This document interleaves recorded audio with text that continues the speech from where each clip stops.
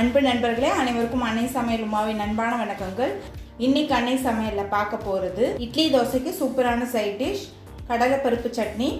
வாங்க எப்படி செய்கிறதுன்னு பார்க்கலாம். கடாயில் தேவையான அளவு எண்ணெய். முதல்ல 1/4 கப் கடலைப்பருப்பு சேர்த்துக்கலாம்.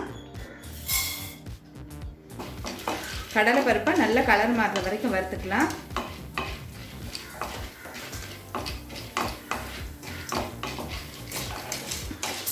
இப்போ பார்த்தீங்கன்னா கடலைப்பருப்பு நல்ல கலர் மாறி இருக்குங்க. அடுத்தது 7 காஞ்ச மிளகாய் சேர்த்துக்கலாம். 2 காஷ்மீரி மிளகாய். இந்த சட்னி கொஞ்சம் காரமாக தாங்க இருக்கும். நீங்கள் விருப்பப்பட்டீங்கன்னா மிளகாய் அளவை கம்மி பண்ணிக்கலாம். அதுவும் இல்லாமல் நம்ம இவ்வளோ கடலைப்பருப்பு போடுறோம், அதுக்கேற்ற மாதிரி தான் நான் மிளகாய் போட்டிருக்கேன். மிளகாயை ஸ்லோலே வச்சு கலர் மாறாத மாதிரி வறுத்துக்கலாங்க. காஷ்மீரி மிளகாய் சேர்க்குறது ஆப்ஷன் தான்.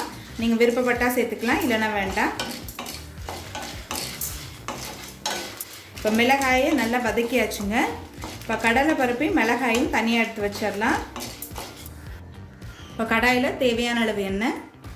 இப்போ அடுத்து 7 பல் பூண்டு சேர்த்துக்கலாங்க. இப்போ அடுத்து ஒரு பெரிய வெங்காயம் சேர்த்துக்கலாம்.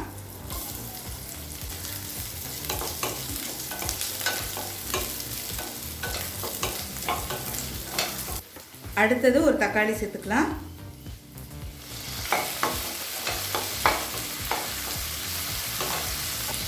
அடுத்தது 1 டேபிள் ஸ்பூன் தேங்காய் துருவல் சேர்த்துக்கலாம்.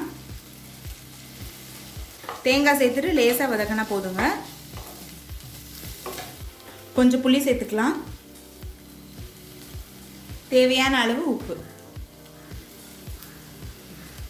இப்போ இது கொஞ்சம் நேரம் ஆடின பிறகு வறுத்த கடலைப்பருப்பு மிளகாயோடு சேர்த்து மிக்சியில் நைஸாக அரைச்சிக்கலாங்க. ஃபஸ்ட்டு கடலைப்பருப்பையும் மிளகாவையும் அரைச்சிக்கோங்க. அதுக்கப்புறம் வெங்காயம் தக்காளி எல்லாத்தையும் சேர்த்துக்கலாம். இப்போ மிக்சியில் எல்லாத்தையும் அரைச்சாச்சு. இப்போ சட்னியை கடுகு உளுந்து கருவேப்பிலை போட்டு தாளிச்சிடலாம்.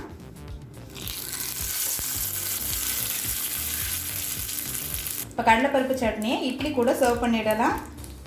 இப்போ சுவையான கடலைப்பருப்பு சட்னி ரெடி ஆகிடுச்சுங்க. ரெசிபியை ட்ரை பண்ணி பாருங்கள், கண்டிப்பாக உங்களுக்கே பிடிக்கும்.